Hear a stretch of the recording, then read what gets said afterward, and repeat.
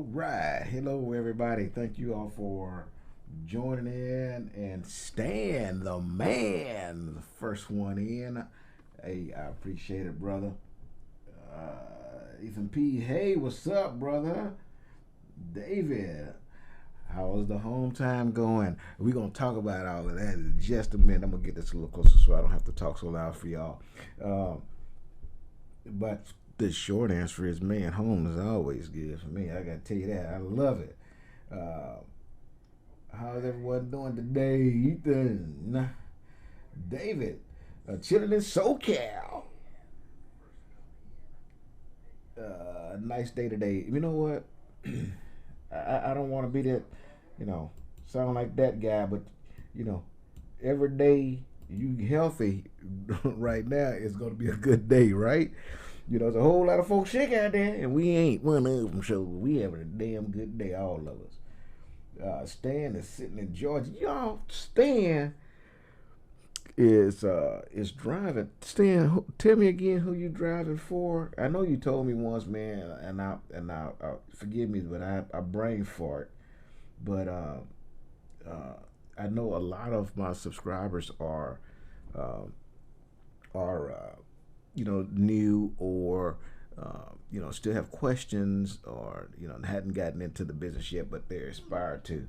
So I want you to know that Stan actually is a driver like I am, and he's also commented on some pretty good questions that I've had in the past, and he's given some very good answers. So I want to know, I appreciate that.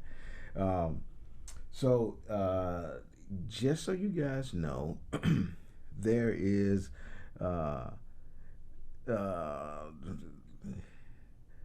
okay.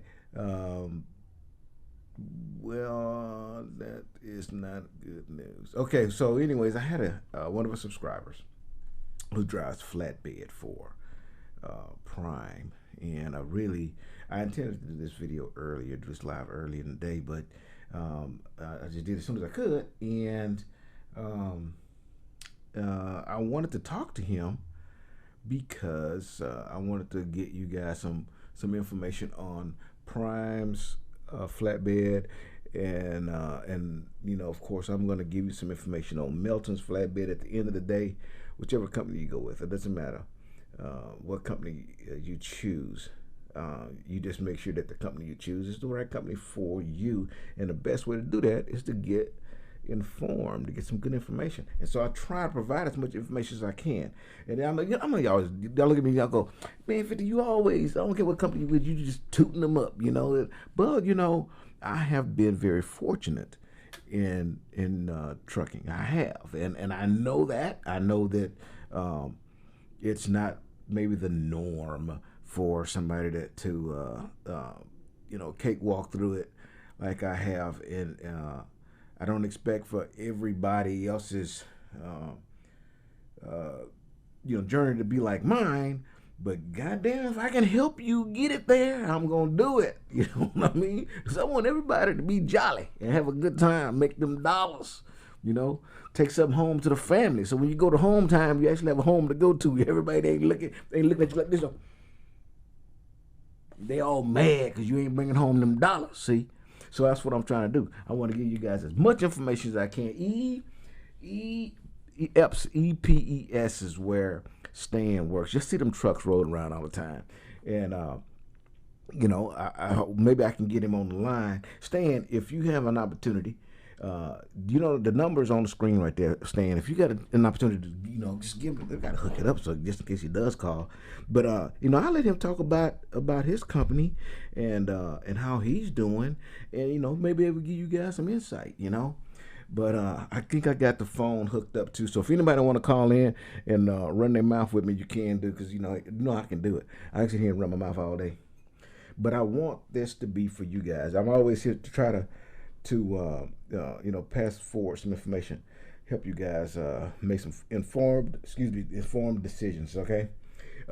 Hey man, I got home on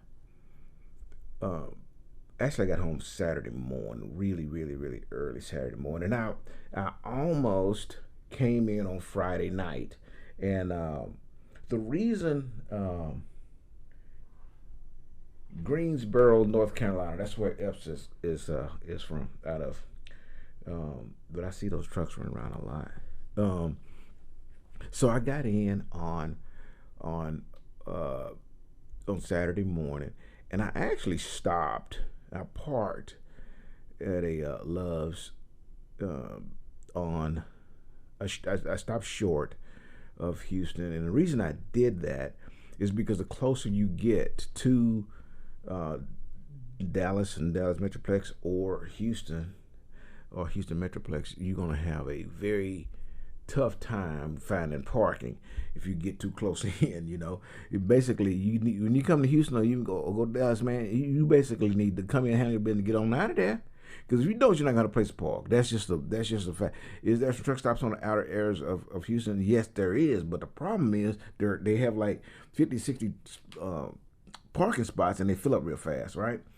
And I was down a short time. I may have made it to my parking lot.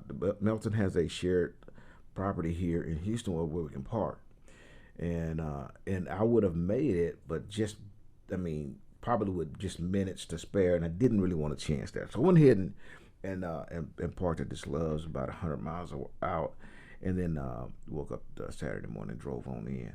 So the way it worked was I'm on this regional road, okay, and it's one of the things that I told you I was gonna make a video about, and I am, but I'm gonna give you a little bit of insight on it right now, okay. But the regional route basically keeps me, in the southern states, and since I've been on it, I've only been to Texas and Oklahoma, back and forth, Texas, Oklahoma.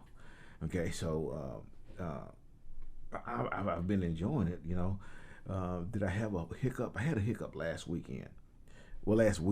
Okay, I made a video to probably see the frustration on my face, and I talked to you guys a little bit about that one as well. The reason I was twisted, because I got on the regional route, and I got on the regional because I wanted to be home a little bit more frequent, because I needed to be home for my dad, okay?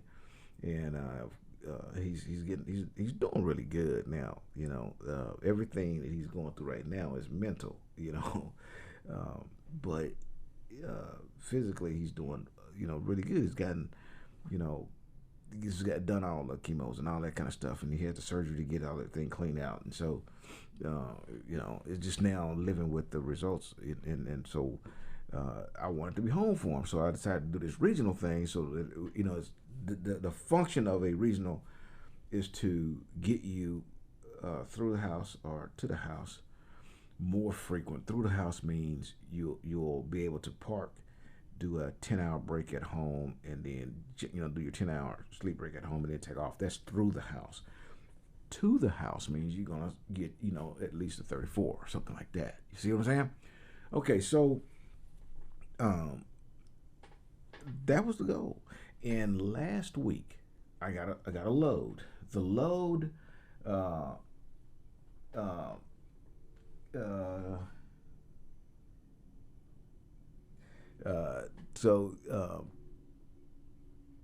load, I was reading a little message there.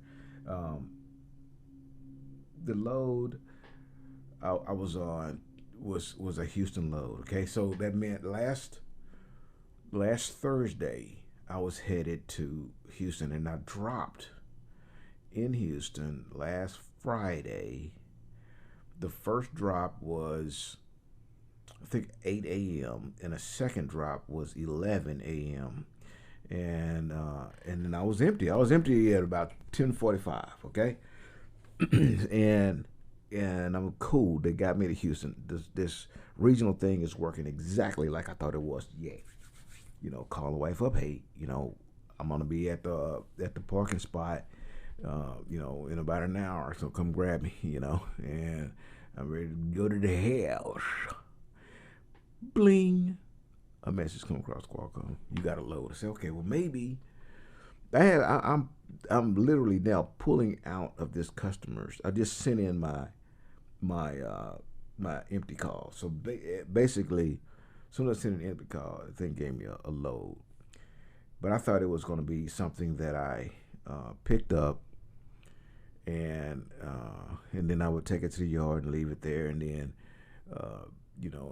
in whatever amount of time off, I would have that time off, and then I would drive that load to its final, and the load took me to, really actually picked up about 117 miles away.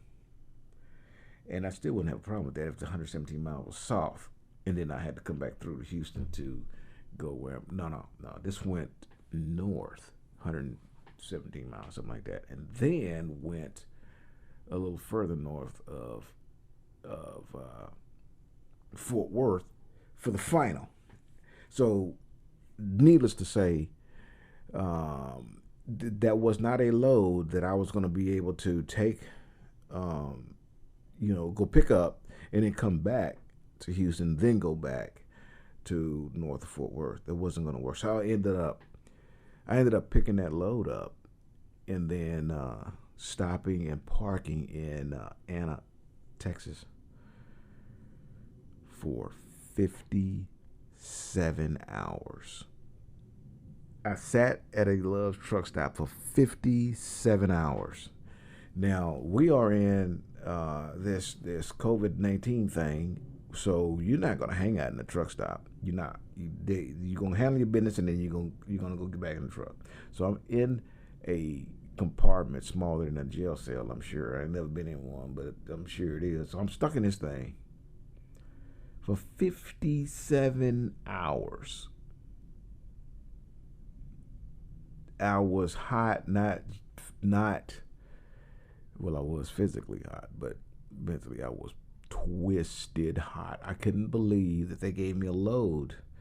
That first off, they gave me a load to the house. And I get here, and before I can even step foot in the house, I'm already on the load taking me away from the family. And I wasn't happy with that. I was really, really angry. And then I thought about it for a minute. Well, maybe this was a mistake and I wasn't supposed to take this load, So I called. I said, hey, what's the deal? Was I really supposed to take this load, or was I supposed to be really taking home time? What's up with that? They said, no, you're supposed to take the load. Force dispatch. Go make that money. I'm like, dude, I don't want to be home, man. That's why I thought you brought me home. It was like a tease. You know what I mean? And that's what really, really angered me. And not only that, I'm only 117 miles away. You drive me 117 miles to go pick this load up.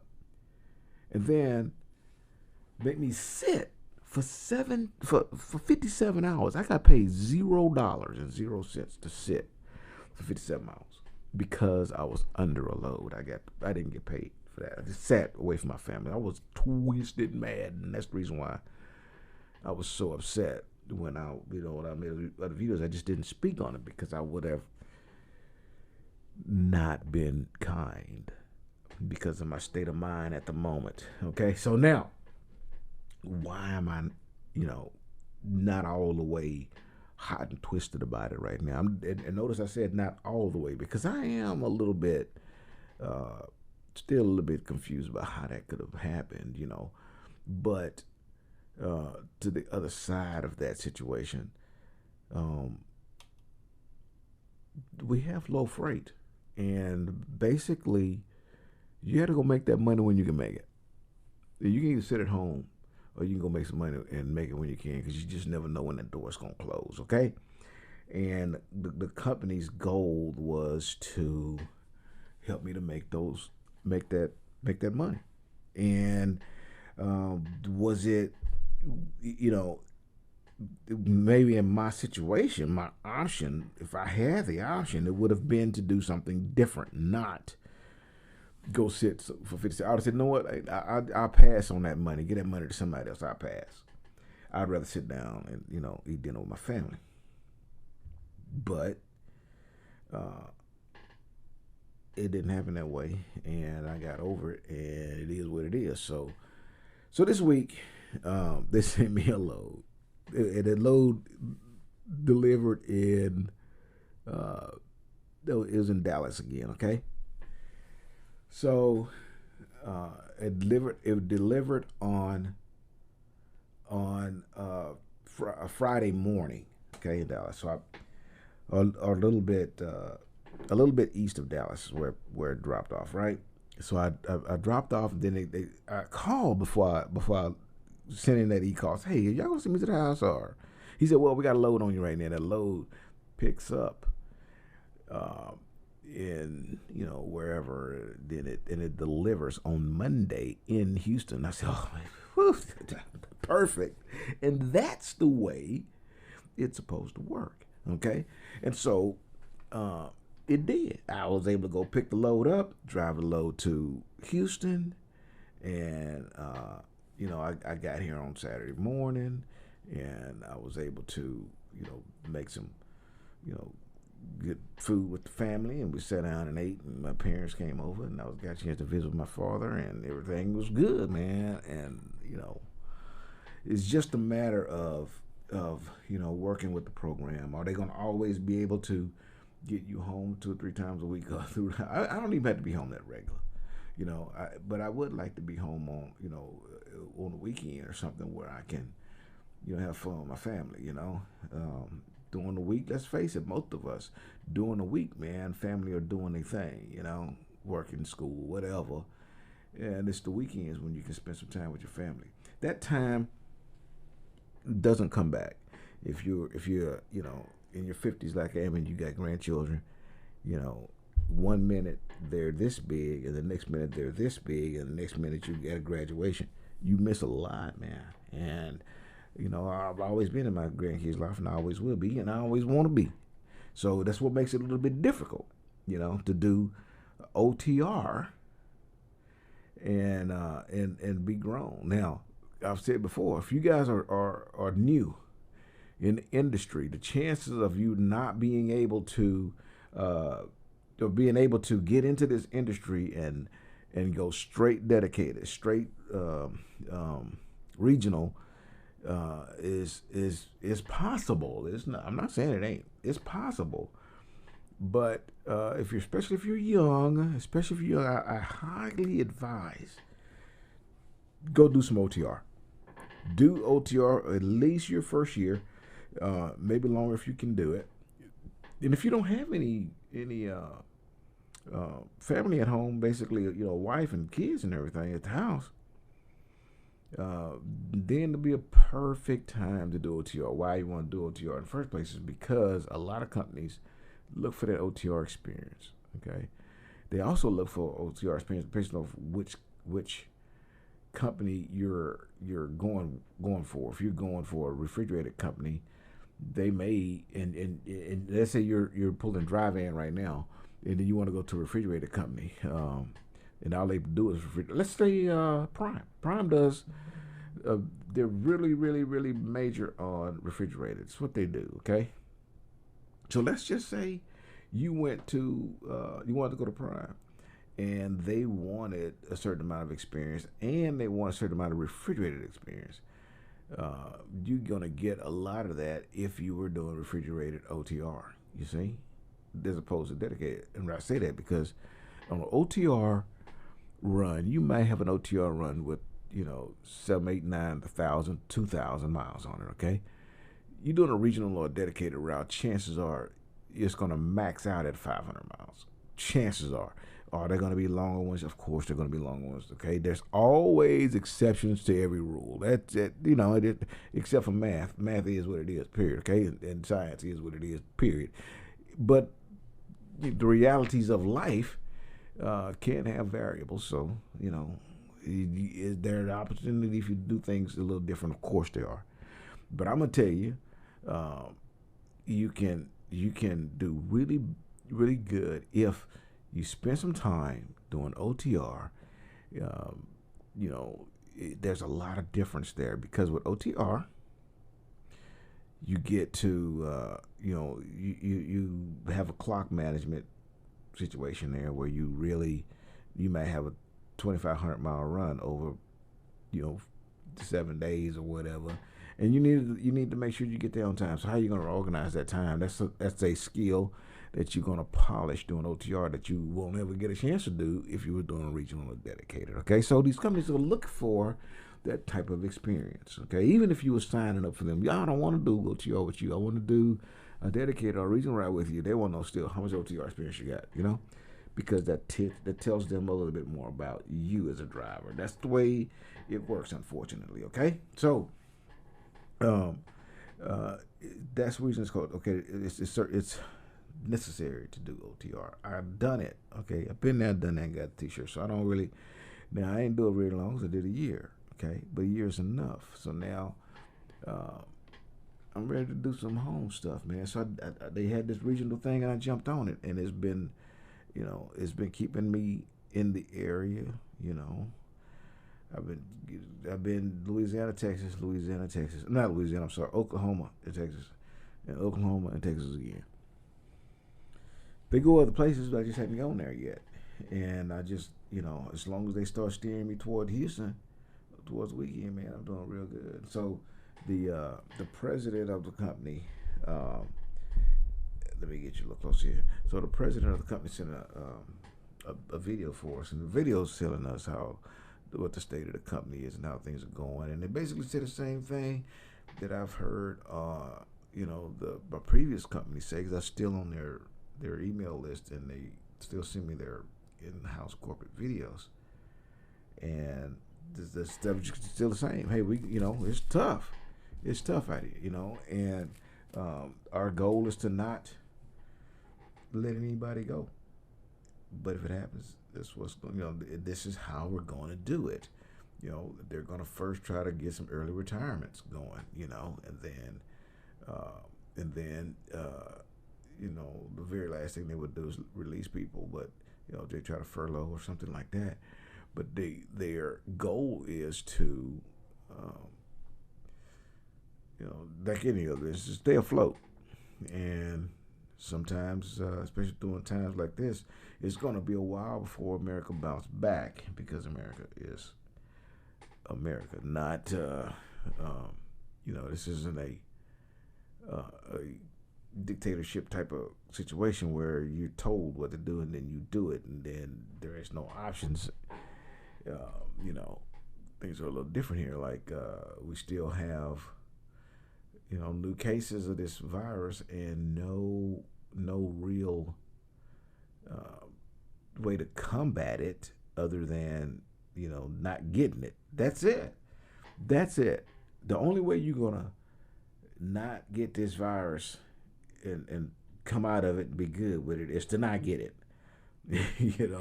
Or you get it and then, sit somewhere quietly and do this, and hopefully you get better. The bottom line is we don't have anything to combat it, okay? And everybody want to go back to work and go outside and play and, go shopping and, go on with life as it was previous. But we don't have any defense against this, okay?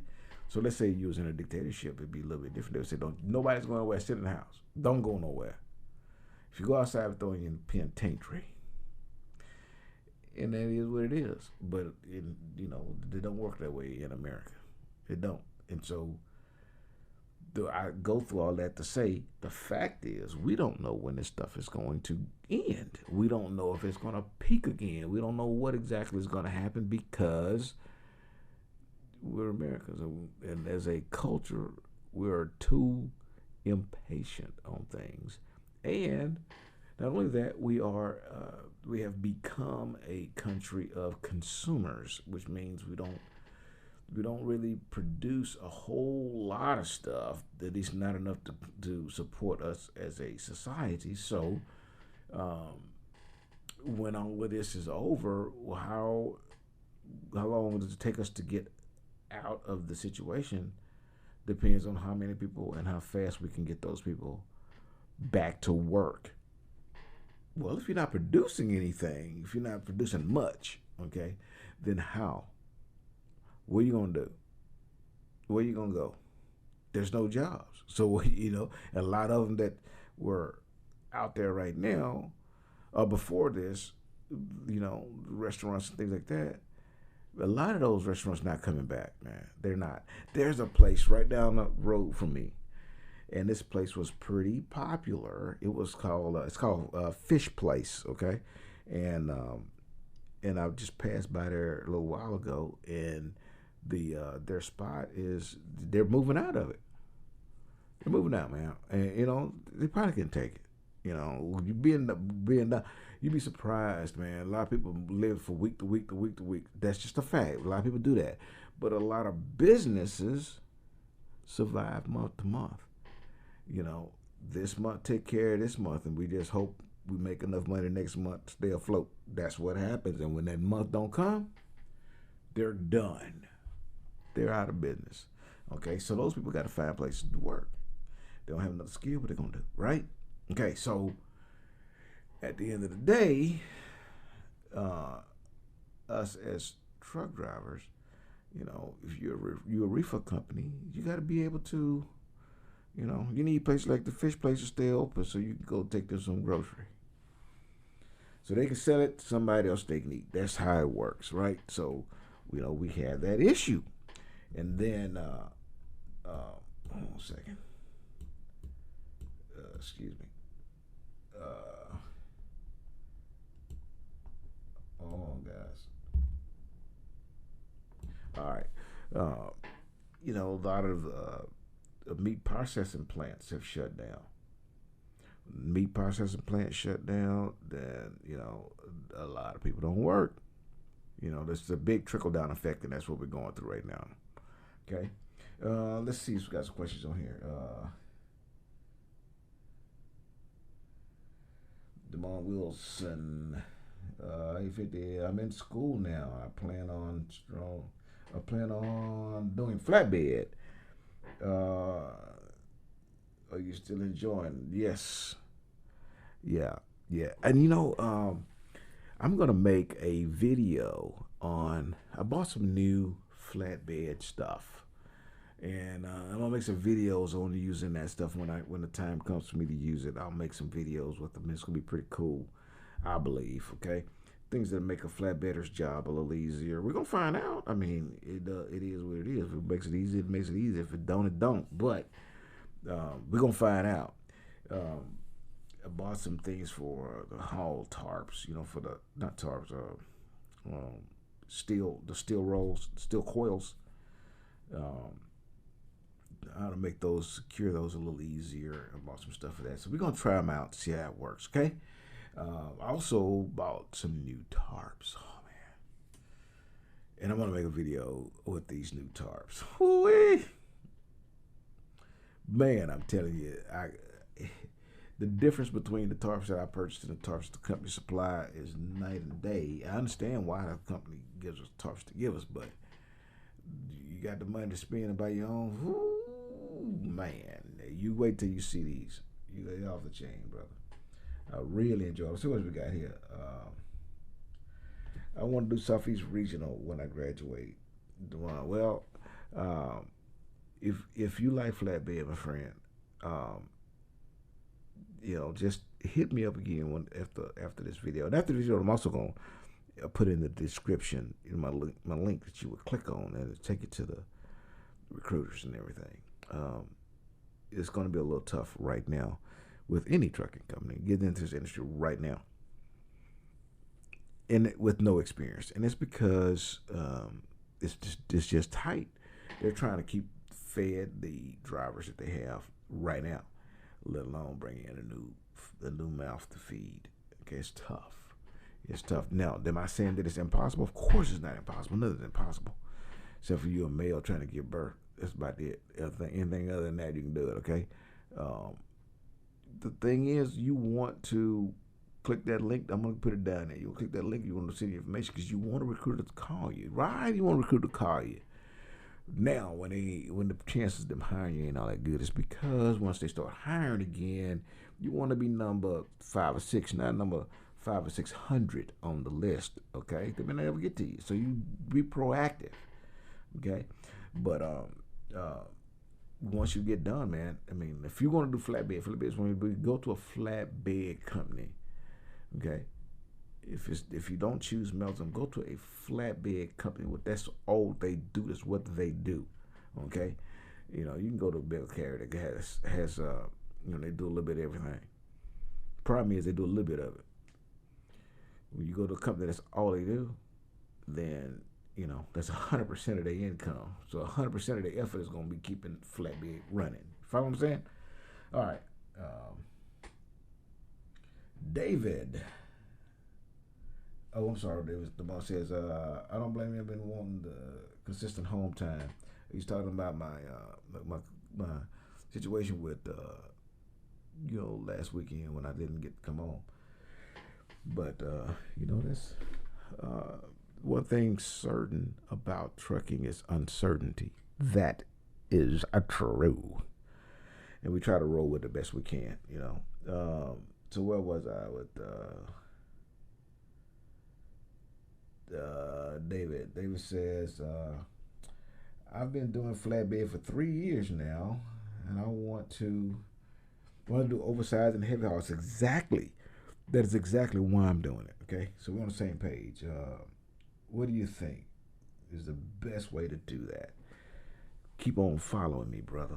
Keep on following me. Email me at you and I got the same goals. I want like not the same goal, but similar goals.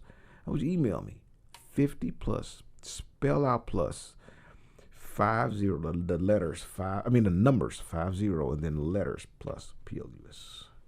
50 plus trucker talk at gmail.com.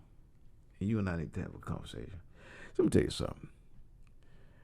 You guys want to make real money in trucking. You got some fun in trucking. If I wanted to just have fun in trucking, that's what I want to do. Buy me a stretched out Peterbilt, and make not a lot of lights and colors and all that kind of stuff. Pull me a Reefer that's painted like my truck. Nice, beautiful rig. Drive it up and down the road, delivering grocery. Why? Because grocery gonna be more consistent than anything. Grocery gonna be the last truck off the road. Everybody gone, grocery gonna still be there. Cause folk gotta eat. They can wear raggedy clothes from several years ago, but they can't eat several years old food. Okay, so Reefer man making money. He may not be killing it, but it's gonna be consistent. Okay. And another thing consistent about Reefer Man, he gonna be parked at the shipper and parked at the receiver a long time. But it's fun. You know why? Because everybody looking at his truck. And he get to smile and say, yeah, the owner operator guy. That's what I'm talking about. Okay, and you get to have some fun. Heavy haul is the other spectrum, the other side. Okay, that guy works 25% of the time that Reefer guy is working, okay? And he's making about 10 times more. Maybe not that much, but he killing it. The heavy haul guy killing it. He killing it. And he may do one load a week, making $150,000 a year. But there's a hierarchy to the system. You got to start somewhere. And then you're going to start working your way up. And flatbed is where you start. Then step deck and drop deck. Then RGN. Then stretch RGN. Then you get into specialized. Then you get into the one that's over. That's when you're making it. That's when you're killing it. Okay? So not just an oversized load, but you want to be oversized and specialized. Okay? You got a specialty trailer, which means you probably spent, $400,000 or $500,000 on the trailer that is needed to move specific equipment. Then you get locked in on that, and folks they got to move that sort of stuff. They got to call the man with the special trailer, and then you say, well, this special man needs special money, and you just start killing it, man. You just start just slaughtering it, $10, $15, $20 a mile. I mean, just over the coals raking it. So you can make it, man. You really can, but you got to keep your DOT really clean, and work your way up through the ranks of open deck. Okay, so flatbed, then step deck stuff, and then go to a double drop, and then an RGN, and then a stretch, and work your way up to doing machines. That's what I want to pull is machines. Big old bulldozer tractors and stuff like the heavy machinery that are just big. My son does okay. He makes some bonehead decisions because he's still young, but I'm helping him out. and then we're gonna do some real stuff. But heavy haulers, way to go, bro. I'm down with you. Make sure you send me that email. 5050, the numbers 50 plus PLUS. So 50 plus trucker talk at gmail.com. See what else we got. The moment cool, yes, I would enjoy those videos. Yeah, man, we're gonna have some fun. I got some pretty cool stuff about, and there's a company called, I think it's, I'll put it up there whenever when I show you those specific things. I'm gonna tell you what it is, but I need to spell it out because I don't want to mispronounce it. And so I'll put a link in the description, and you'll be able to go to these places and purchase these things. They don't pay me to do them, but it's pretty cool. I can afford to play with it a little bit, dollar wise, so it doesn't hurt me to buy these things and then try them out. If they don't like it, I just bought it and don't like it, but if I buy it and I like it and it works, then I can tell you guys, go ahead and spend your hard-earned money on it because it's going to work for you and make things easier, like those tarps I bought. Man, look here, tell you something. Money well spent. And you'll get to see that. Let's see here. I'm flatbed, but I never had a 53-foot trailer. I was training only 48. It's no different, bro. No real big difference. No real big difference. You just can carry more stuff, okay? Flatbed, we don't do near as much backing and things like that. We back some, I used to think that flatbed would never back, really. And we tried not to, but I tried not to when I was pulling that box behind me. I tried to not back. So, it is what it is. I don't try to, back between. I can't tell you. It's been a while that I backed between two trucks. I backed my flatbed between two trucks with Melton, but I was empty. And you can see really good with an empty flatbed. You start making when you do your setup, you start backing and you throw that the nose of the tractor over, you can see right over the back of the trailer. You can see the truck on the blind side. It's the bomb, I'm telling you. And if you got 48 foot, that's even easier, because the trailer reacts a lot quicker. But doing the flatbed, man, it's a lot easier. So I backed between two trucks with that. But normally speaking, I don't do that. I'll look for a spot that's got two spots, open spots side by side, so I have plenty of room, and I'll, get in my hole without tapping anything. That's at the end of the day. That's what I'm trying to do. I'm not trying to impress anybody. I'm not. If I don't impress you, that's your business. I ain't trying to impress you. I'm trying not to hit something. Okay? That's what I'm trying to do. I'm trying not to run into somebody. And you pulling a 48 foot as opposed to 53, it only amounts to a little bit more cargo. It's just not that big of a deal. Especially training, none of that stuff.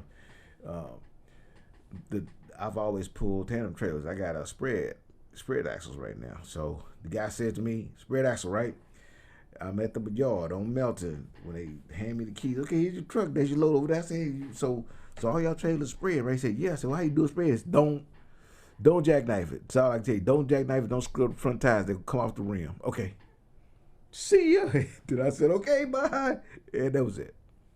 And so you start driving, man, and you're very cautious at first because you're going, man, I got to be really careful about those front tires because the lead axle on the trailer, because those are the ones that scrub when you turn, okay? And if you turn sharp and you heavy, you're just going to roll the tires right off the rim. So you kind of be real careful, and you'll learn. And you will as well with a 43 foot, from a 48 to a 53. You will learn, but it is not a big deal. We're only working on the background now. My instructor told me to back into a spot, but Fought the wheel too hard, and I just had to get it straight. That's not a problem. Try these. Well, let me tell you something. Okay, he's talking about backing. Okay, and he's also talking about using both mirrors. And I'm gonna tell you what I taught my students in referring to backing. Okay, and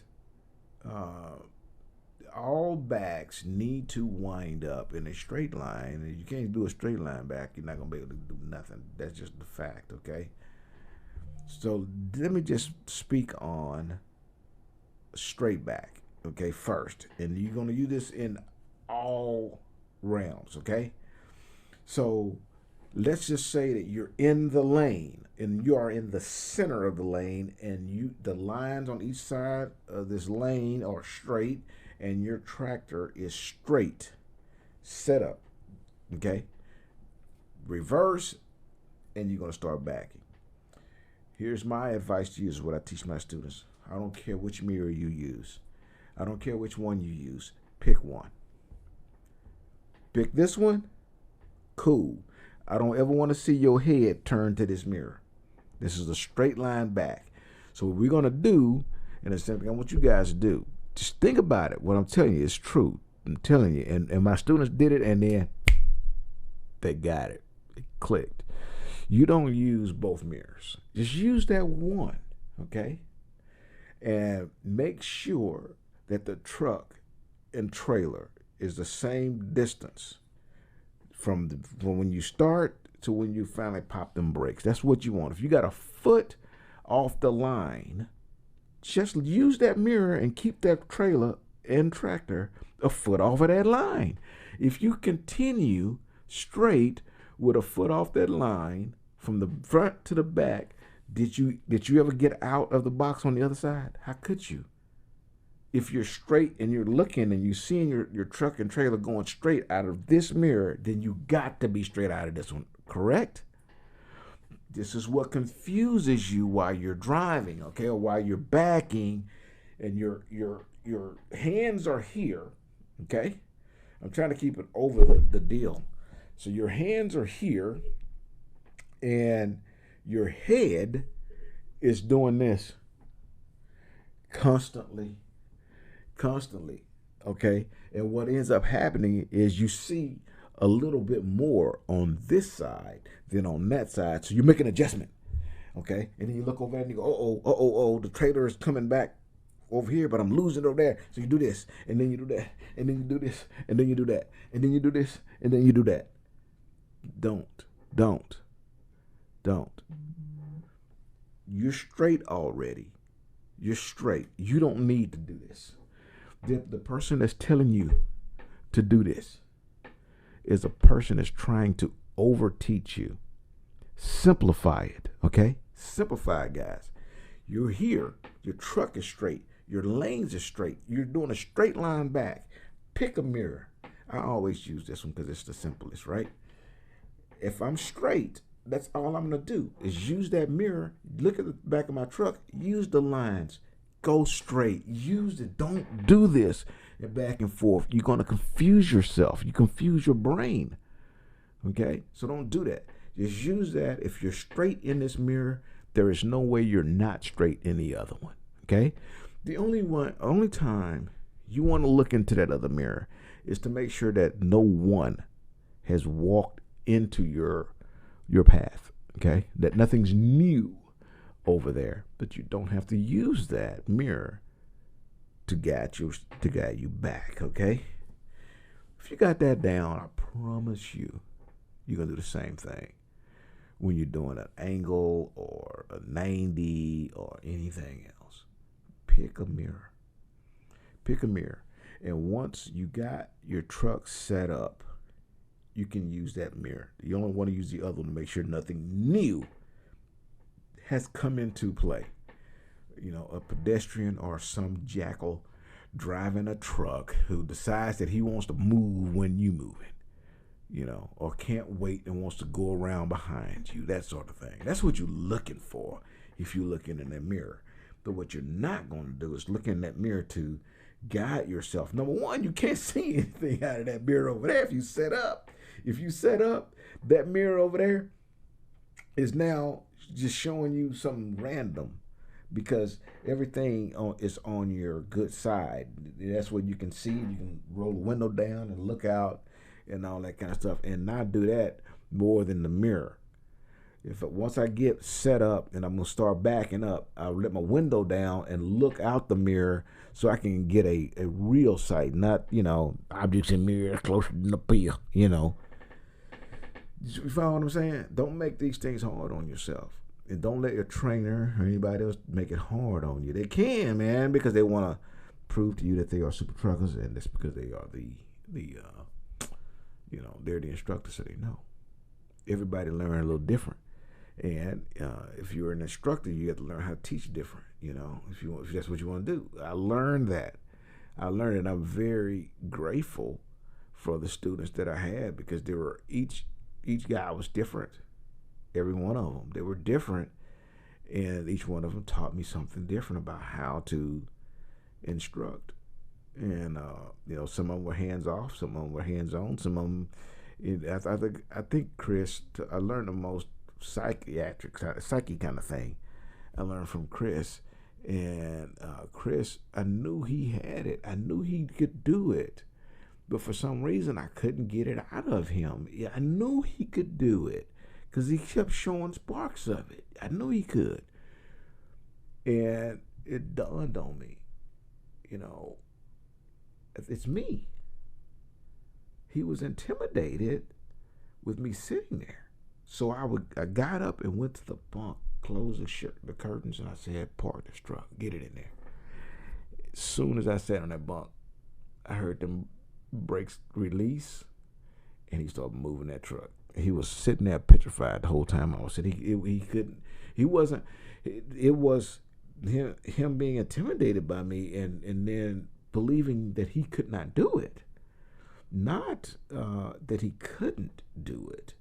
It's like up here in his mind, he didn't want to fail in front of me. That's what it was. So when I moved to the back, he did it no problem. And he didn't have a problem after that because we know how to handle it. I started saying, okay, we're gonna shift drive. I drive my turn, you drive your turn. And dude did a fantastic job. But if I had sat there and forced him to do it while I sat there and watched, he would have never accomplished what he needed to accomplish. Okay, so we all do things a little different. Okay, don't be discouraged. Okay, what we got?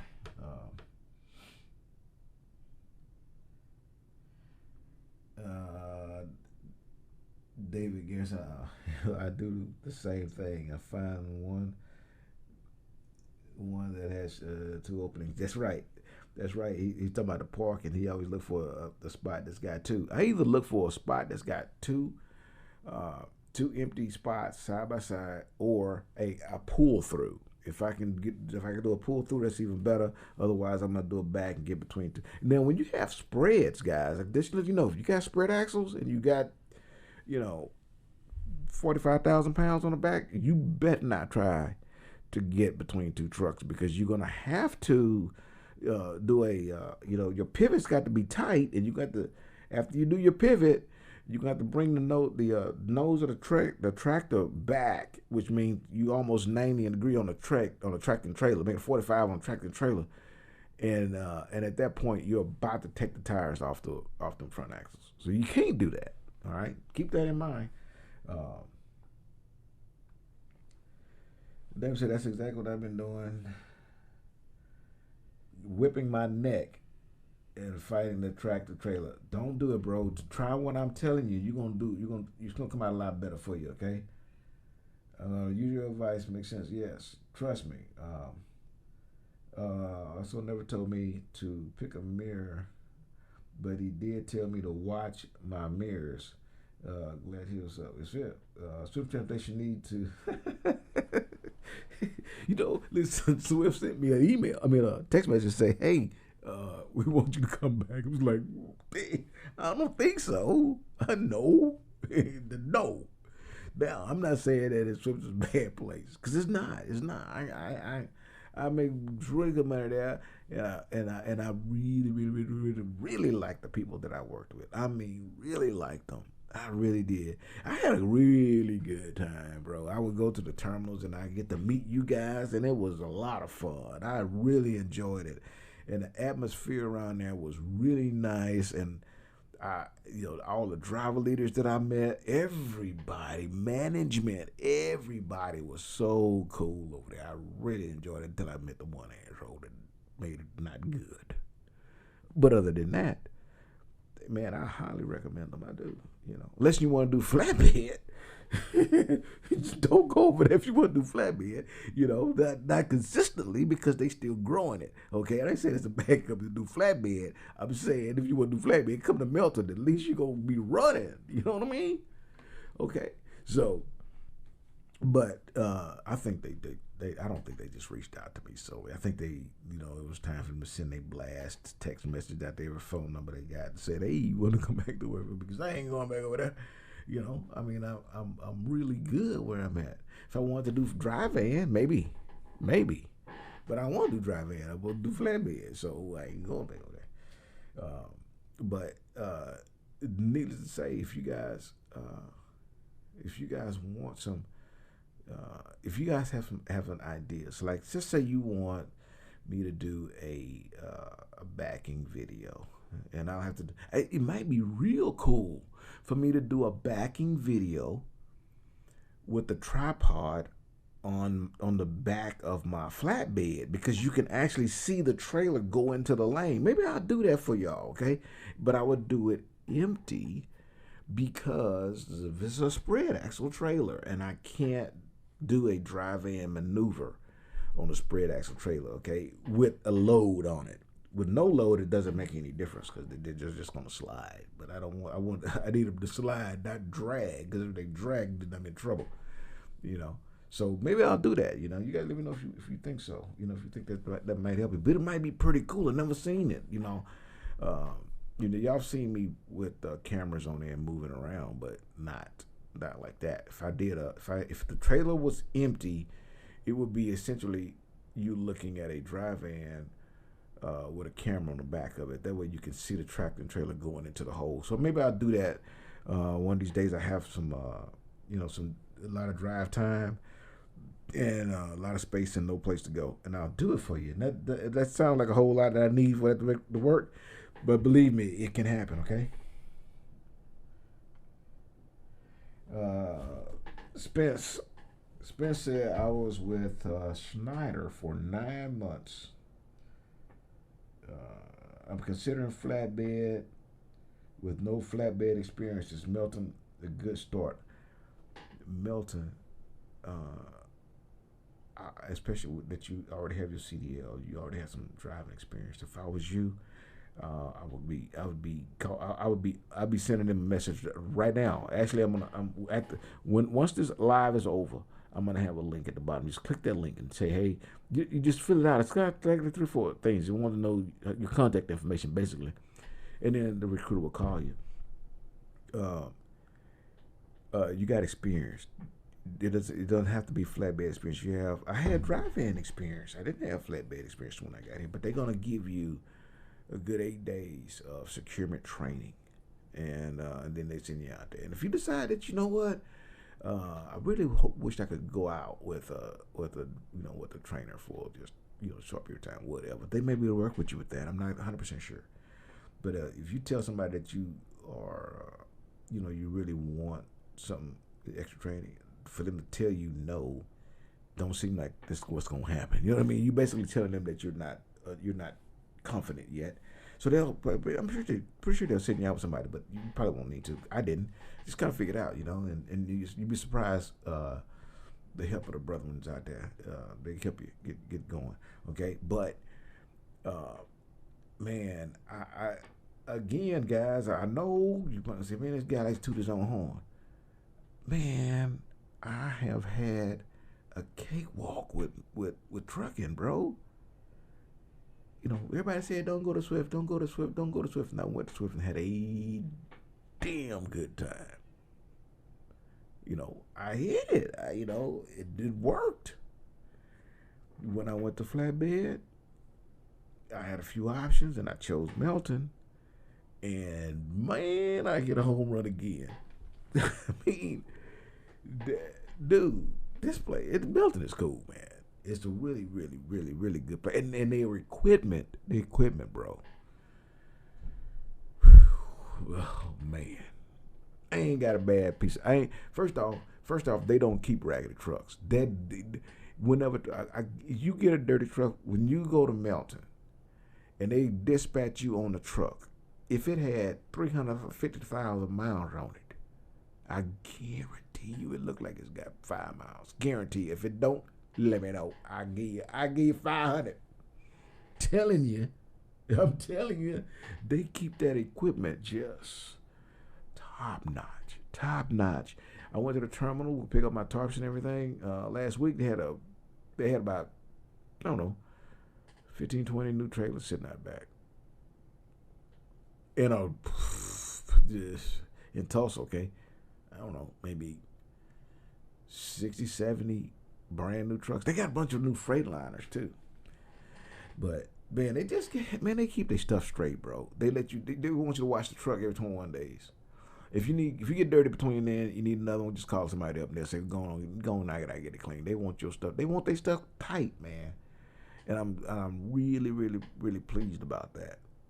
And that goes a long way with me. And I promise you, it's gonna go a long way with you. It's gonna go a long way. You're not gonna go bad choosing Melton, but I want you to make sure that they will hire you in because of your in your area. If they're hiring in your area, you're an experienced driver, so you got a chance of getting in here. Don't put it down there, man. It's a damn good company. And you know something else too. Even when I was with Swifty, I had a good time there. I brag about it because I did. I had it good. I really had it good over there. And I would go talk to drivers, and they would just be bitching, whining and crying and huffing and puffing, and dude, you got the Thanksgiving meal in your hand, and you pissed off because you don't have tea to go with it. What are you talking about? You have nothing to gripe about. But they would just gripe and fuss and go to Melton, bro. I don't care which terminal you go to. You pick a random Melton driver and ask them, hey man, how's it going, man? How you like that company? You're not gonna find one. That's got a bad thing to say. I was talking to a driver when I was there to get my tarps, and he approached me. He said, hey man, I'm quitting, and I want to know if you were interested in getting some coil tarps, a coil tarp from me. And we talked a little bit about the coil tarp, and then I said, you might be asking me, why are you quitting? And dude almost cried. He said, Albert, I don't want to, but I have to because my sister is sick, and I need to get home because I don't know, how much longer I'm gonna have with her, and I'm pretty sure that some of them tears had to do with the fact that he was, the situation that his sister was in, but the dude was genuinely disturbed that he was going to have to leave this company. And he said that, and he basically said, I just hope someday that I can come back. And this is the guy that has to leave. He's quitting. Okay? But I have never ran into a Melton driver that was not happy, that had something to bitch about. It's just been good, bro. It's just been good.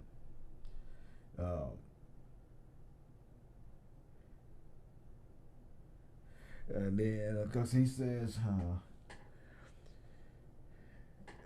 yes, Melton is a great company that David says is a great company that cares about the drivers, and he's 100% right. He's 100% right. And I do want you to, I'm gonna put a link there. I do want you to contact somebody. When you fill out the link, somebody will contact you.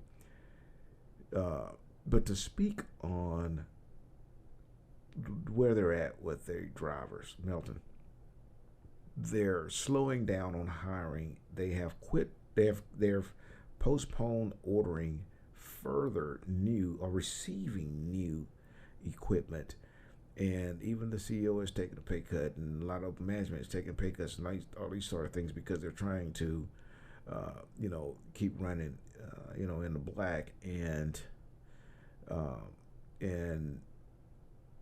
they are more concerned with keeping the current drivers moving and employed than to grow their fleet. So basically what's going to end up happening, guys, is they're going to keep enough drivers to keep the company afloat and keep the freight that they can move moving. Okay, basically that's what's going to end up happening.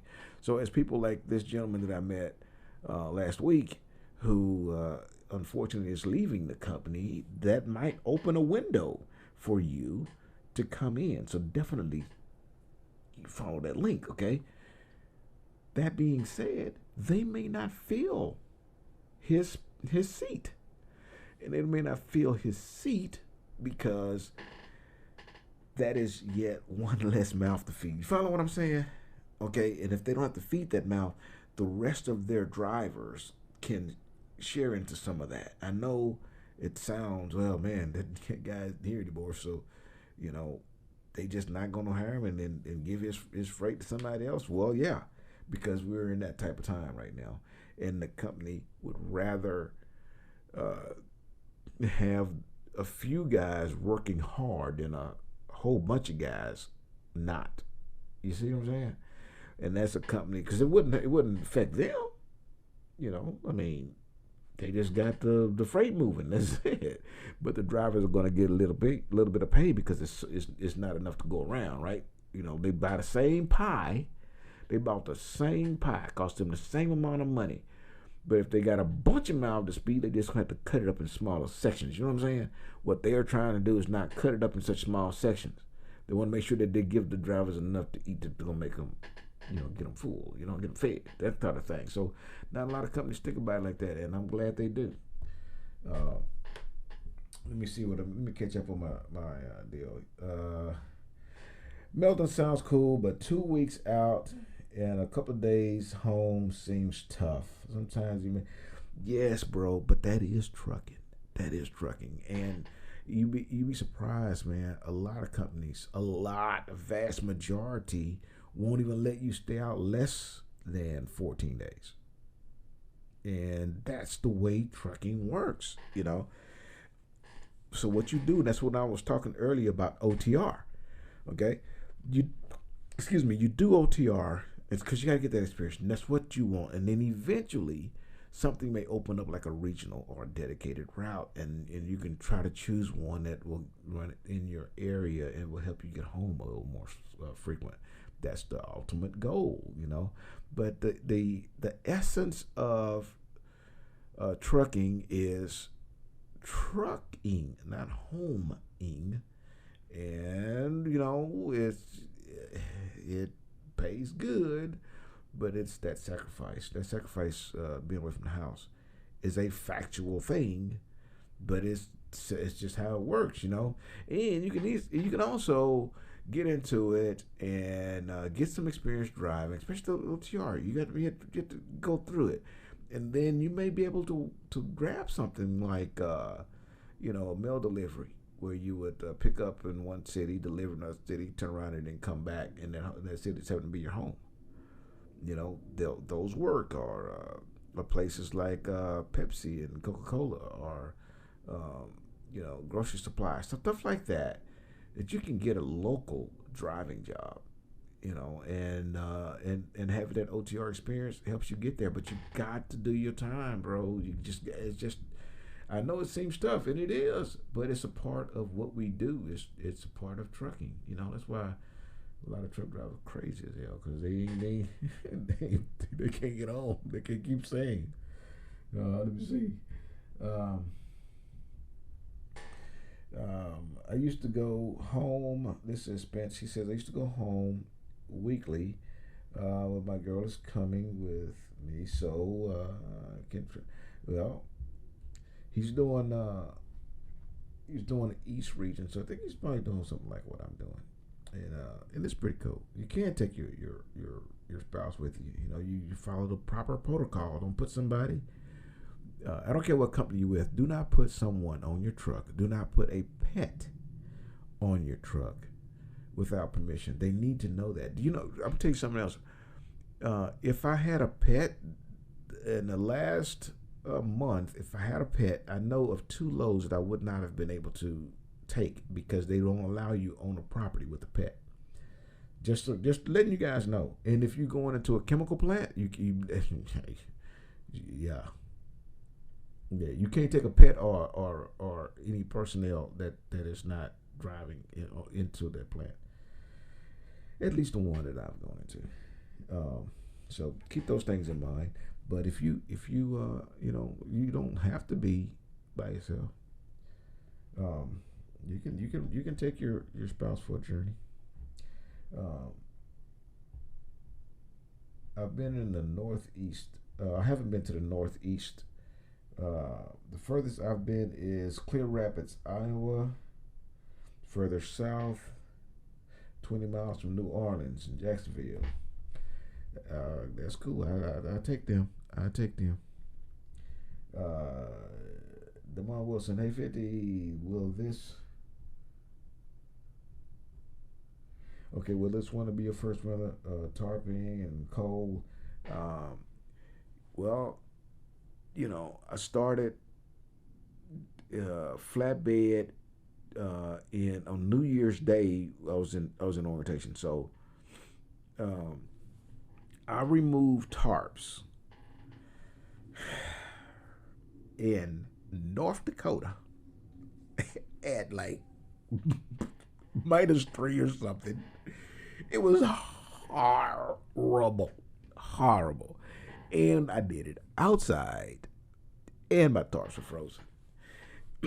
And the forklift driver helped me to fold them and put them up, and I was only, I think maybe I was less than 30 days in driving flatbed, so I hadn't even yet learned any tricks of how to fold a tarp other than what I was taught in school. So I mean, the tarps got snow on them and all that, and you know, it's a little less worrisome folding the tarps than it is unfolding them, because if you fold them in North Dakota and put them up and then, you know, unfold them in Texas, when you run them down, you might get a bath, you know. But they don't. I hadn't had a tarp.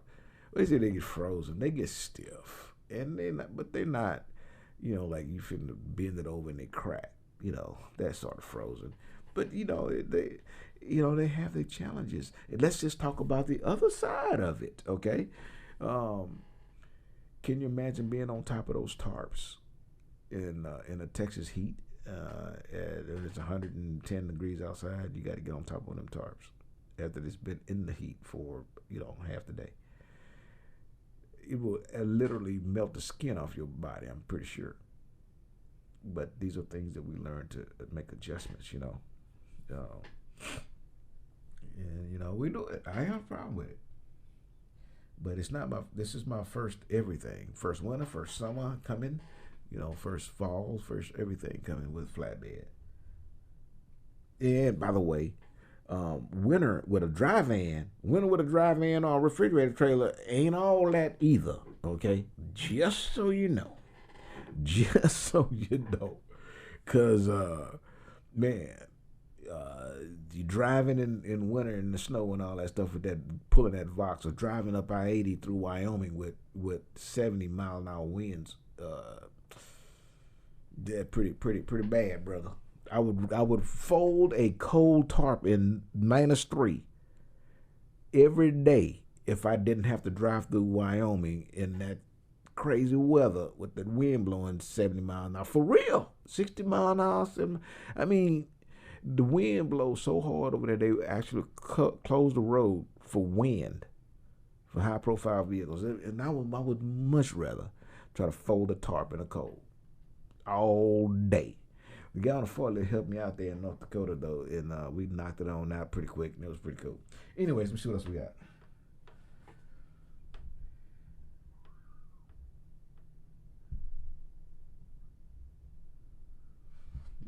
Do ever chain up? If you mean chain the tractor tires in cold weather and snow and stuff like that, I have never.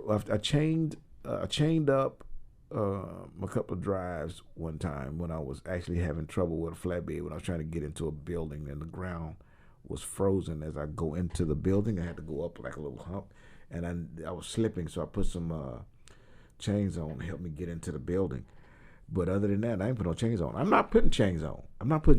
If I'm going somewhere where I know the weather's nasty and the snowing and all that kind of stuff, and the train is up front, I'm gonna look at the weather, and I'm gonna look on the app, and then the state's app, and the state will tell you if their chain laws are in effect. If the chain laws is in effect, I am not moving. I'm not moving the truck. It's gonna stay at the truck stop. And I call I would call Melton, and I would say, hey, safety, I'm not going anywhere. You say, why? I said, because it's a chain law in effect, 20 miles up the road, 50 miles up the road. I'm not going up there. I'm not going to start my DOT clock, start driving there, then have the chain. I ain't doing it. If it's got the chain, that means don't drive, period. I'm not driving a semi-truck with chains on it. That means something snuck up on you, okay. Otherwise, you should check that. If it's a possibility, you should check that. Because I'm not driving with no chains on, bro. That means don't move your truck. Wait until a chain law is they've canceled that, which means they got the roads right. So, but if you mean chaining a load, yes, I change loads. The most of the time you chain is coils.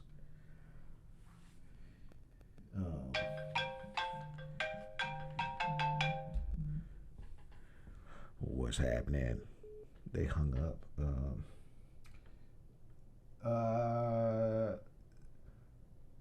Spencer says, I wanted to do Maverick, but they is hiring. Man, that's very common. That's very common. And I believe that Maverick is a pretty cool place, man. I mean, it looks like it, and I've never seen a frustrated Melton driver. The Maverick driver, but I'm sure that there are. I'm pretty sure that there are frustrated Melton drivers that just ain't ran into them. But that's very common, bro. That a lot of people aren't hiring right now. Okay, don't be discouraged.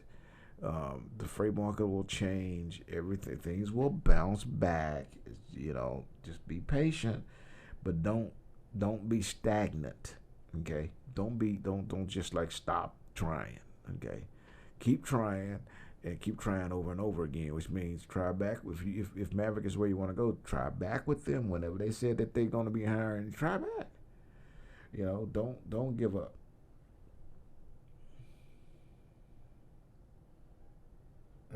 African Queen, the audio is not that great on here.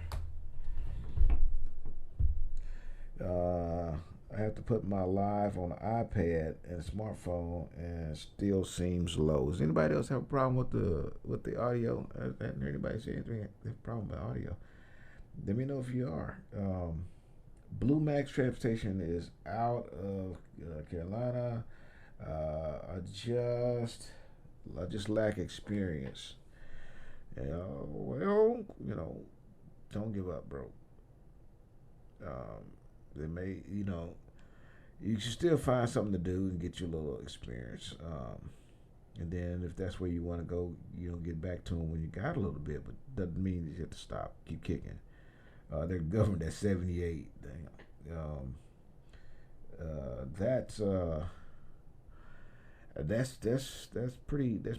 That's pretty. Whew. I know if I owned a trucking company, this is how I would do it. I would govern a truck at probably 58 mile an hour. And I would leave it governed at 58 until you had at least you know, 90 days or something like that, where, you know, this is for a driver with no experience, right? A new driver. You know, maybe 6 months. And then after that, I would probably bump it up to 65. And then you would stay 65 until you had at least 5 years, 4 years, something like in there, you know, I don't know. Then I would mind kicking it up, you know, to maybe, you know, 72 or 78, something like that. I don't know. I don't know. But I can see a gradual uplift in the governed. So, like, my mentor's been driving, you know, 50 years. Why is his truck governed at 65 mile an hour? Man on a drive, right? But with somebody who don't have the the overall experience to know how the truck is going to react under certain situations, that only experience can teach you, to give them a truck that's governed at 78 miles an hour is probably not good, you know. And hopefully the person that's driving that truck is saying, you know what, 78 might be a little bit too fast. They would, you know, control it themselves. How do I feel about driving a truck at 78 miles an hour? If it was if I knew the road, and it was like straight highway, like I-45 between Dallas and Houston. Okay, there are some spots where they're doing some construction. Other than that, it's relatively a straight line. You know what I mean? And I think it's 80, it's 75 or 80 miles an hour on that highway. And I would do the maximum. And I would have no problem doing the maximum, but it's straight line, you know. And but if I was on the backwoods, you know, in anywhere America, and the roads just curving and going down and climbing up, there's no way I would not drive that truck at 78 miles an hour. Not that I couldn't handle it, but the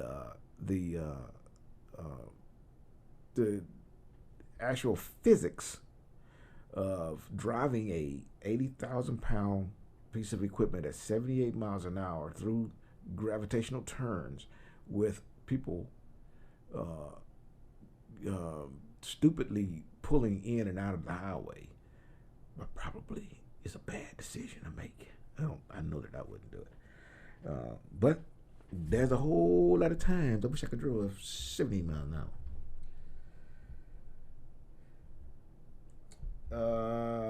David Wilson says, I have 50. I hear good things about PNS transportation. Also, don't know anything about them, so I won't say yay or nay, but I hope so. If you're going over there, keep us you know, on top of things. Okay, let me know.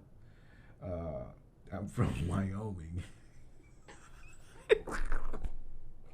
Oh man, oh my God. You know, this is Stan. Stan said he from Wyoming. Let me tell y'all something.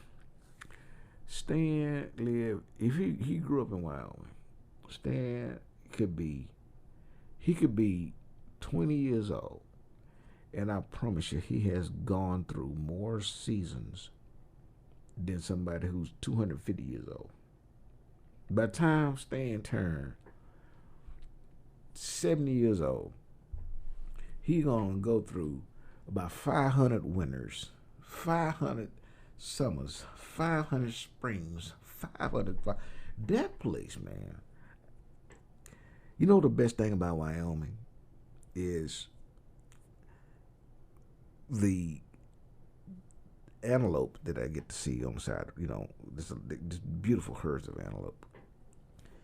That and Utah and Denver is Utah and Colorado is a safe haven from Wyoming. That is the only other things I can drive. Oh my God. You can be driving in Wyoming. This is no crap. I'm telling you, I did it every day. Okay, I'm leaving Wyoming. I'm leaving Utah, and I'm on I-80, and you kind of go up and you come down after you done past the sisters and all that. You've done all that, and then you're coming. You go up and you start coming down, and then you hit the state line, and just past the state line is a scale, Okay, and I don't know why I can get that scale almost every time I went in there, right? And then just after the scales, when you get to start seeing the antelope, and you're not going to see them before that state line, and you don't see them very much after the state line. Some, but not very much. Okay, so the only thing you get to see is just past the scale, snow. 20 more miles down the road, no more snow. Rain though, okay. 20 miles past that, no more rain, but high winds. No snow, no rain, just high winds. 20 more miles, no more high winds, but it's hailing. No snow, no rain, no high wind, but it's hailing. 20 more miles, the rinse, wash, repeat. Here comes the snow. And that just, I mean, man, you go through you get to go through every season. I think that's Stan. Stan might be calling. As we walk about for. Yeah, hello. Hey, how's it going? Is this Fluff? It is. It is. And who am I speaking with? Oh man, this is real man. I've been watching your channel for a while, man. And I know you moved on to bigger and better, but I wanted to actually ask you about the the Swift. Okay. I wanted to know, yeah, I wanted to know, is that a good company to go with as of now? Who's doing the pandemic, all this stuff that's going on? First off, if you guys can hear my caller, make sure you comment on there and let me know that you can hear my caller. This question was, is Swift a good company to go with? Now, I'm going to tell you this. I had a fantastic time with Swift, and even through this, they're not going to falter through this. Okay, they're going to make it through the other side. I can tell you, I know guys that are mentors at Swift, including the guy that mentored me. They're still getting students, so obviously Swift is still taking students in there. So I'm sorry Uh-huh. if I thought they were going to have any issues, I'm sure that they would have at least cut that down. So I'm thinking that they project. Oh, and by the way, their first quarter profits were more than they expected. It was bigger than they expected. I don't know if you heard that, but that's a fact. So I think they're doing pretty good over there. Mm-hmm. Oh, all right. Thank you. Well, the phone is kind of like breaking up a little bit. It's Did, very hard for me. yeah, are you hearing me on a different device? Huh? Are you talking to me on the phone but listening to me on a different device like a computer or something? Yeah. Yeah, that's what the Uh-huh. problem is. Yeah, you gotta turn the other device down and just listen to the phone, and you be all right. Oh, okay, okay. Yeah, Yeah, turn. I'll just give you a call back a little later. All right, man. If you got any questions, let me know. Okay. Okay, all right. Thank you. Uh, you got the number on the screen, guys. Anybody want to call me? We're gonna be on here for probably another 15 minutes or so. Okay. Um,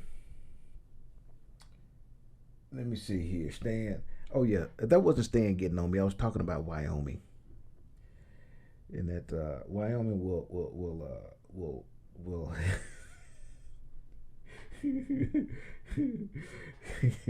he says uh, the best thing about Wyoming is the review mirror. The summer is okay, but watch out for the lightning. It is, man. I used to, and I still do, clown on California. Basically, I clown on California because they get so many regulations, man. And you got to drive 50 mile an hour, 55 mile an hour. It feels like 10, But there is a lot of pretty drives in America, and I-5 through California is a pretty nice looking drive. I like it. I would talk trash about California, but I like that drive, and I like I-80 in Wyoming when it's open and the wind's not blowing 70 miles an hour, because it's like it's a bunch of plains. It has some rolls in it. But you get to see a lot of Wyoming has nice wildlife, and I like wildlife. I like looking at animal stuff. So yeah, no. Anyways, let's see what else we got here. I like your studio is very creative. Thank you very much. And he said, hi and hi back to you. This one is, and I am going to invest more in this. This is my home studio. I'm gonna invest a little bit more. I got the lighting and stuff like I like it, but I am going to change the background. I'm gonna put my other desk in here, but my trucking channel, when I do lives, as you can see, I have a lot of mugs. I have a lot of mugs, and I have some drag racing stuff up here and some Rick and Morty themes. So this office, once I decide to go ahead on and pump it up, this office will be for trucking show, and then I'll have the theme will be the big mugs with sarcastic sayings on it, and right wing sayings on my cups. Liberal tears and Republicans because welfare is not an obligation. So I say some stuff. I'm gonna keep that theme going with. I'm gonna put some trucks up here. I'm gonna get rid of the drag racing stuff, but I'm gonna put some trucks up here, and it's gonna be theme. It's gonna be trucks and Republican strong and liberal and conservative strong sayings on the cups and stuff like that, and Rick and Morty. I like Rick and Morty, and I have other studios from other businesses that are sports related, and I really enjoy them. Those are I have jerseys and footballs and basketballs and that stuff. And it's pretty fun. I enjoy it stuff. But I'm gonna make a next one for you guys on it, and I appreciate your comment on that as well. But anyway, so what else we got here?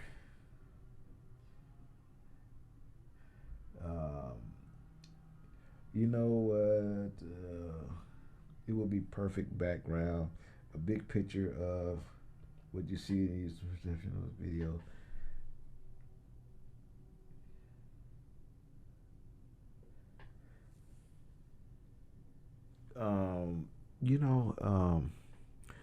I thought about it. You can do. I have a.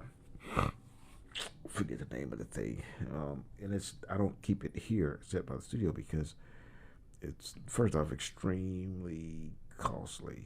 It's a 3-play system, not 3-play. 3-play is what we use on fields. I forget the name of the thing, but it's this. It's made by same people who do the 3-play systems, and it's professional studio equipment. Basically, is what it is, and it'll turn a green screen into whatever I want the background to be, and make it really, really, really formative. Nice, but too expensive for the house. But you can still make easy stuff with green screen. I could put a green screen back here and make it really nice. But I like the reality feel. So I'm gonna just. And another problem is to bring a desk in here, the professional news desk in here, is because my door is the same. I would have to build it once it gets in here. And so there's another thing. But I'm working on it. I'm taking my time because I really don't want to dump much money into it right now. I could, but I don't want to.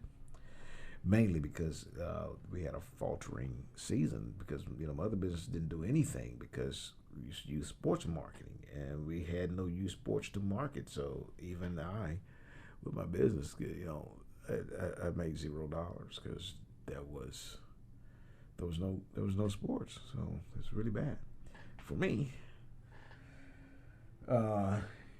Stan said, make it a little louder. Okay, how's that, Stan? Is that louder for you, buddy? Thank you. Thanks for helping me out. What do I think about the truckers' DC protest? Is this loud enough for you guys? Hey, no, stop playing. What do I think about DC truck protesters? Not at all, really. I don't think about it. Because I believe if you're going to protest something, you need to have a firm footing. You need to have a legitimate concern. And most of these truck drivers are protesting about pay. And they weren't protesting about pay before all this pandemic stuff come around, did they? They weren't protesting because they were making a killing. They was doing really good. The problem was some people just want to feast all the time, no matter what. And then when things start getting tough, they get angry because they don't get to feast anymore. They spoil. And I can't support it. I can't support it. I don't know what they protesting in DC. I don't know. But now, while the country is saying thank you, truck drivers, they sure as hell don't need to see truckers out there acting a damn fool with illegitimate arguments. And I'm sure that's what they are, because, they're angry. A lot of these people were angry because the freight rates dropped. Why did the freight rates drop? The freight rates dropped because there was less freight and a hell of a lot of trucks to move that little bitty freight.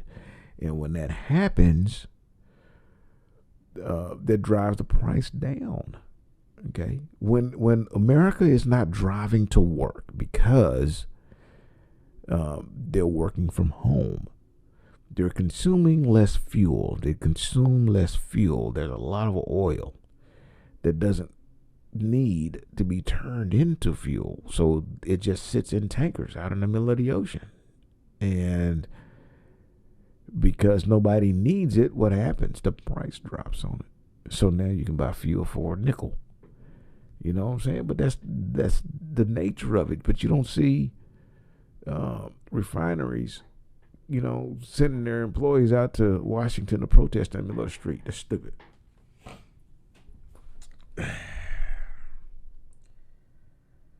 Yeah, it sounds expensive. It is expensive. Yeah, it's fake brokers, man. I should go down there. And bitch and cry and say, you guys shut everything down. And my youth sports marketing business that makes me about $400,000 a year made me so far this year $0.00. And if they don't allow, one of the problems is that the facilities are public parks and they're owned by the county. Basically, I lease those properties from the county, and you're not allowed on those fields. You're not allowed on those basketball courts. Those volleyball courts. You're not allowed there because nobody can gather. So by government regulation, my business is shut down. I cannot make that money.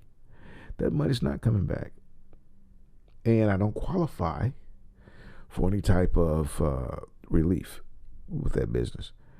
And I basically had to, the employees, of course, of my sons, and I paid them. I did. I broke them. I paid them as if they worked. Okay, but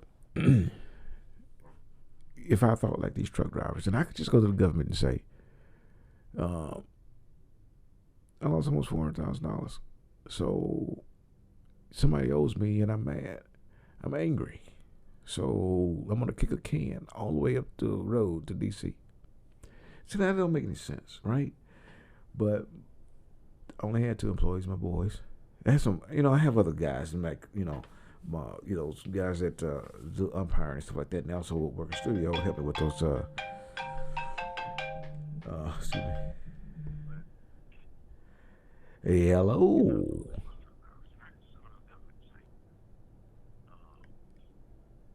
Hello.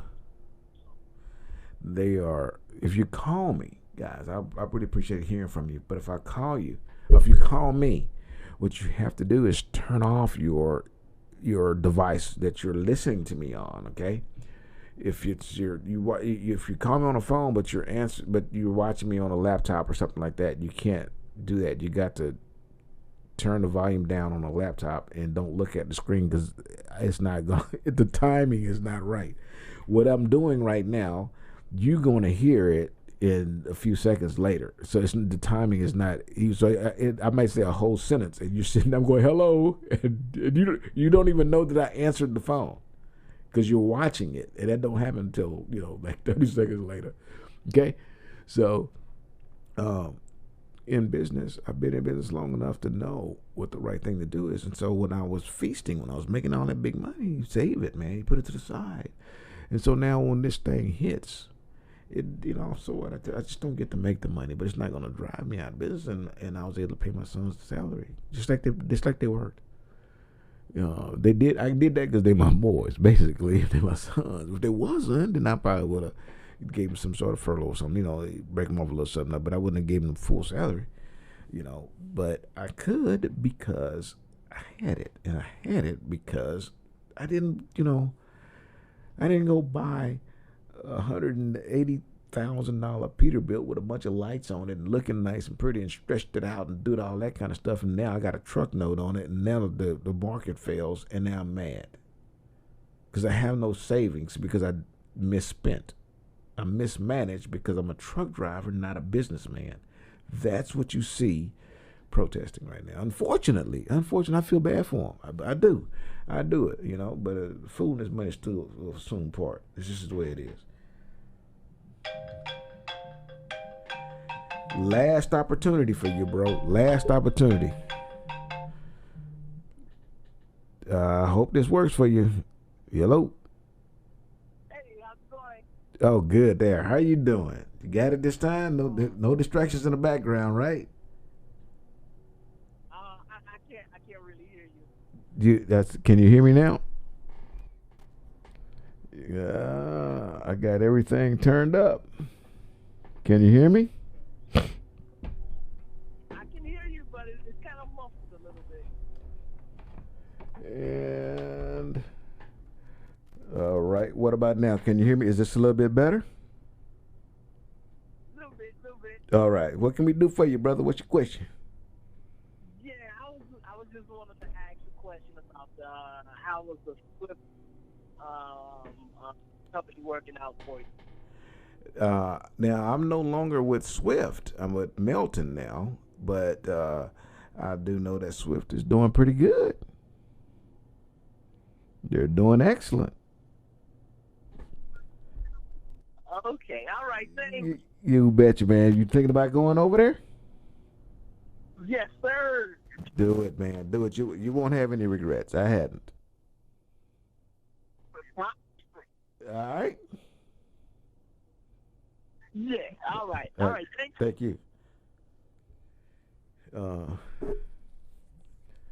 know why you couldn't hear me. I had it all the way up. Anyways, so guys,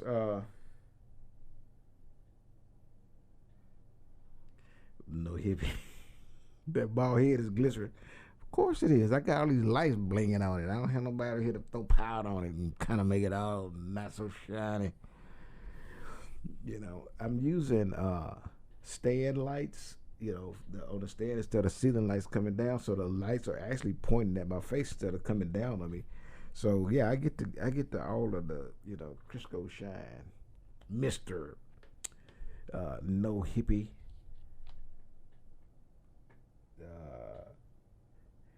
My last question that I'm gonna get off this. She says, "Are you back on the road tomorrow?" Yes, I am. I deliver tomorrow morning. Now that you're doing a regional, are you able to go straight to your home, or do I park at a Melton terminal? I do. I park at a secured lot that Melton shares with a couple of other trucking companies.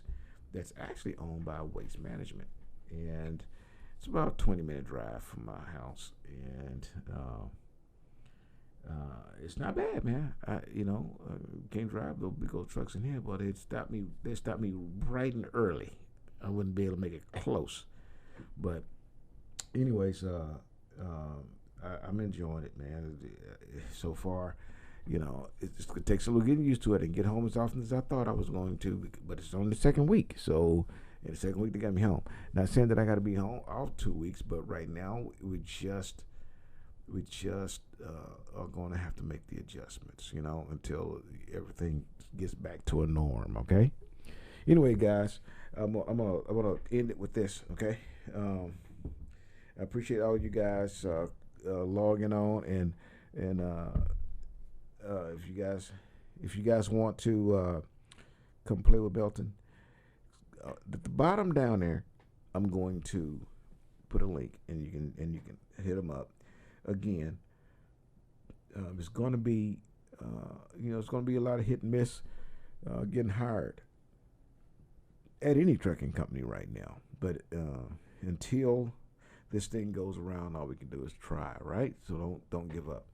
Anyways, I appreciate you guys. Before I go, Ubiest of the Tubiest, the best YouTube subscribers on the planet. That's you. And I'm 50 plus. And I really appreciate you guys. Until I see you again, deliver undistracted. Here's your boop.